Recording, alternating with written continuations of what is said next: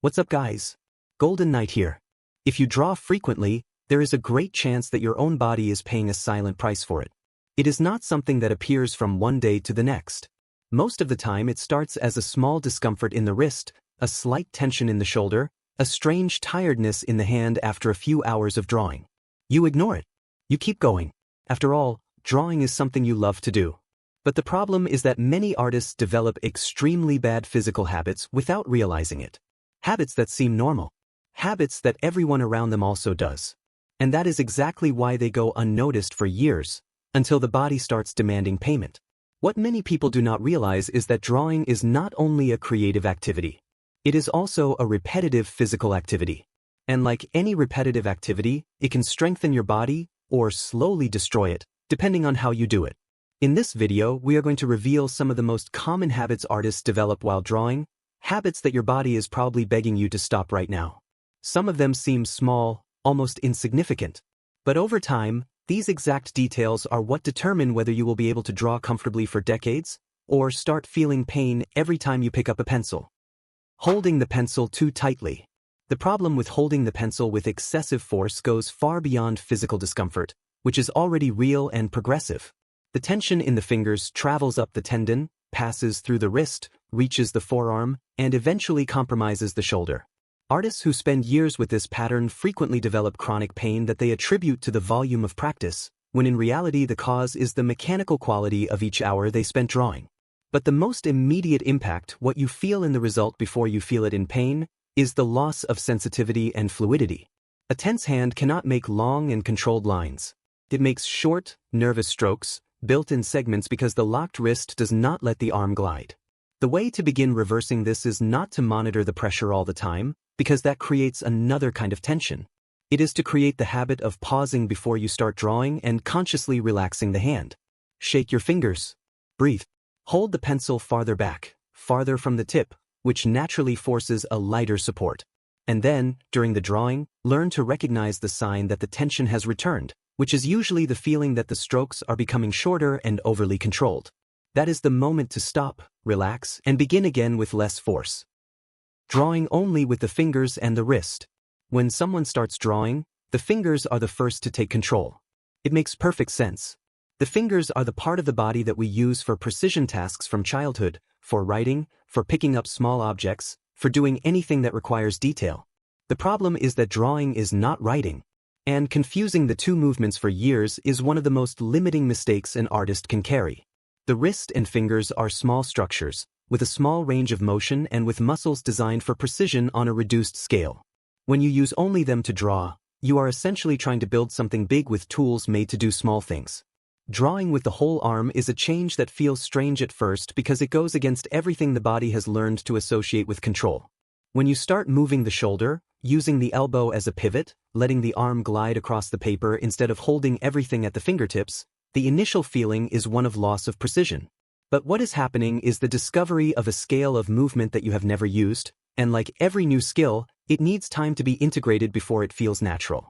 What will help you most in this process is to stop drawing small and start drawing on larger sheets.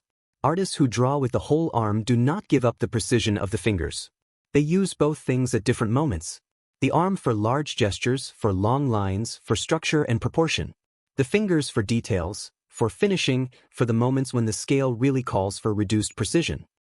Ignoring the first signs of pain or discomfort. The human body is an extraordinarily precise communication system.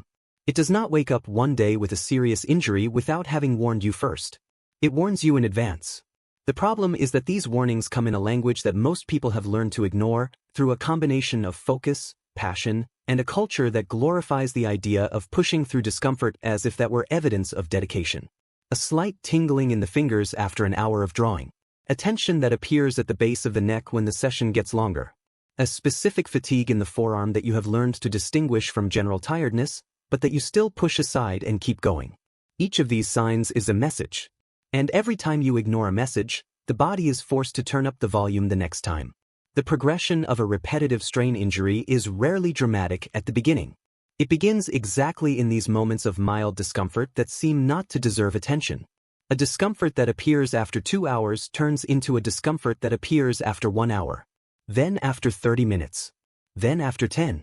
And at some point in the progression, which happens so gradually that it is almost impossible to identify when you cross the line, the discomfort becomes pain. And the pain becomes a pain that does not go away when you stop drawing. That is there in the morning when you wake up.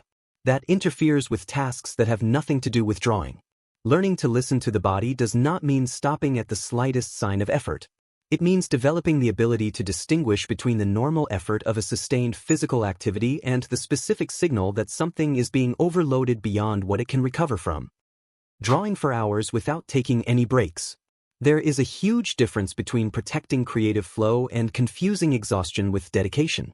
And that difference is exactly what separates a sustainable practice from a practice that will eventually demand a price you were not expecting to pay. The human body was not designed to maintain any repetitive physical activity for hours without interruption. The muscles and tendons involved in drawing, especially the small muscles of the hand, forearm, and neck, function in cycles of effort and recovery. When the effort is continuous and recovery never happens, these tissues accumulate microtraumas that under normal conditions would be repaired during natural breaks. Without breaks, the repair does not happen, the accumulation continues, and it eventually turns into an injury. Very long sessions without breaks also have a cognitive and perceptual cost that starts to accumulate long before any physical discomfort appears. The ability to evaluate your own work accurately progressively decreases with continued exposure time. The eye gets tired, not in the sense of blurred vision, but in the sense of losing sensitivity to the subtleties that make the difference. Values that are slightly wrong go unnoticed. Proportions that were correct an hour earlier are altered without the change being detected. Decisions that would obviously be mistaken at the beginning of the session seem reasonable after 3 hours of continuous work because the evaluation system is as fatigued as the muscles in the hand. The break is part of the work.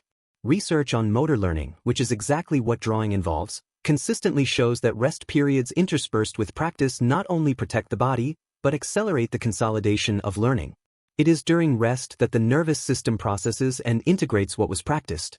A 40-minute session followed by a 10-minute break, repeated 3 times, produces more real learning and higher quality work than one continuous 2-hour session, even if the total time is the same.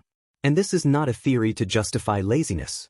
It is the basic functioning of the system you are trying to train, and working with it instead of against it is simply the smartest strategy available. Drawing with a hunched posture over the paper. There is a scene that anyone who has attended art classes has seen repeated many times, or perhaps has been that person themselves. The artist leaning over the table, spine arched, shoulders rolled forward, head projected in front of the body as if the eyes needed to be as close as possible to the paper to make sure no detail escapes. It seems to be the natural position of someone who is deeply involved with the work. Meanwhile, session after session, the physical structure that supports all of your work is being slowly compromised in ways that begin imperceptibly and end impossibly hard to ignore. The human spine was designed to distribute the weight of the head in a balanced way when it is positioned directly over the support base of the neck. For every centimeter that the head moves forward from that balanced position, the effective load that the muscles of the neck and upper back need to support increases disproportionately. A head projected only 5 centimeters in front of the neutral position already represents twice the muscular effort required to support it. When you stay bent over the paper for hours, with the head projected significantly in front of the torso, the muscles of the neck, shoulders, and upper back are in sustained contraction during all that time, simply to keep the head from falling. It is a constant effort that accumulates fatigue and tension. Over time, the muscles that remain chronically shortened in this posture, the pectorals, the neck flexors, the anterior shoulder muscles, begin to develop a stiffness that makes upright posture genuinely uncomfortable. The body adapts its resting structure to the position it spends the most time in, and when the position it spends the most time in is the hunched posture over the paper, upright posture begins to feel forced and uncomfortable. You literally lose the ability to sit upright for long periods without effort because the muscles that would allow that have been shortened by the constant repetition of the incorrect posture. And each drawing session in the hunched posture reinforces this. Correcting posture while drawing is not only a matter of long-term health, which is already extremely important. It is a matter of work quality in the present. A more upright posture places the eyes in a different relationship to the paper, a relationship that distorts the perception of proportion and perspective less. It frees the shoulders from a contracted position that transfers tension to the arm and hand. It allows deeper and more natural breathing, which directly affects the state of the nervous system during the work. and it distributes the physical effort of the session across large structures prepared to support it, instead of concentrating it in small muscles that were not designed for this kind of continuous load. Fixing your gaze on the drawing for too long without resting your eyes. The eyes are the entry point for almost all the information that drawing requires. But unlike the hand, which sends relatively clear signs of fatigue through tension and physical discomfort, the eyes communicate tiredness in much subtler ways that are almost universally misinterpreted, increasing difficulty in evaluating values accurately. The feeling that the drawing is losing coherence without a clear reason. Subtle irritability with your own work. Headaches that appear at the end of long sessions. All of these signs are often attributed to other factors when the real cause is simply that the eyes are exhausted and need rest. The human visual system was not designed to focus at a fixed distance for prolonged periods. During most of human evolutionary history, the eyes were constantly alternating between distances, between moving objects and static objects, between intense light and shadow. This constant variation is the natural state for which the ocular musculature was developed. When you spend hours with your gaze fixed on a sheet of paper 30 or 40 centimeters from your face, the muscles that control focus remain in sustained contraction during all that time. It is a continuous isometric effort that creates real muscular fatigue, with real consequences for the ability to focus, both literally and in the broader sense of processing visual information accurately. There is a specific consequence of eye fatigue that directly impacts the quality of the work and that is rarely discussed in art contexts. When the eyes are tired, contrast perception decreases. Values that are distinct begin to look more similar than they are. Edges that are defined begin to look softer. The ability to perceive small tonal differences, which is exactly the skill that allows you to build volume, depth, and atmosphere in a drawing, becomes progressively compromised. You do not notice it at the time because your tired eyes cannot detect the problem, but when you return to the work the next day, after a night of rest, what was invisible suddenly becomes very visible. Working while holding your breath without realizing it. It is not an exaggeration to say that most artists, at some point during any moderately challenging session, hold their breath. Sometimes for seconds. Sometimes for periods much longer than it would be reasonable to imagine. And they almost never realize they are doing it until the body forces a deep and involuntary inhalation that arrives as a reminder that oxygen is, in fact, not optional. When the nervous system perceives a challenge that requires intense attention, it activates a response that in contexts of physical threat would prepare the body for action. Part of this response involves a change in the breathing pattern. Breathing becomes shallower, more irregular, or is completely suspended for moments, as a way of eliminating the movement of the torso that deep breathing would create and that could interfere with the stability necessary for a precise action. In a context of drawing something difficult, the mechanism is activated in the same way because the brain does not distinguish between types of challenge, only between degrees of intensity, and responds to the emotional challenge of wanting to get it right with the same tools it would use to respond to a concrete threat. What held breath does to the body during a drawing session is a sequence of effects that starts small and keeps growing. The reduction of oxygen in the blood increases overall muscular tension, because muscles in a state of alert consume more oxygen and become more contracted in its absence. This increased muscular tension reaches the hand as rigidity in the stroke, the shoulders as elevation and contraction, the neck as stiffness that affects the position of the head.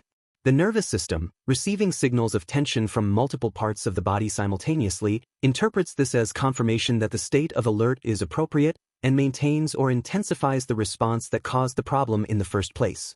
It is a cycle that feeds itself silently while you are completely focused on what you are trying to draw, with no awareness that your own nervous system is creating physical obstacles to what you are trying to do.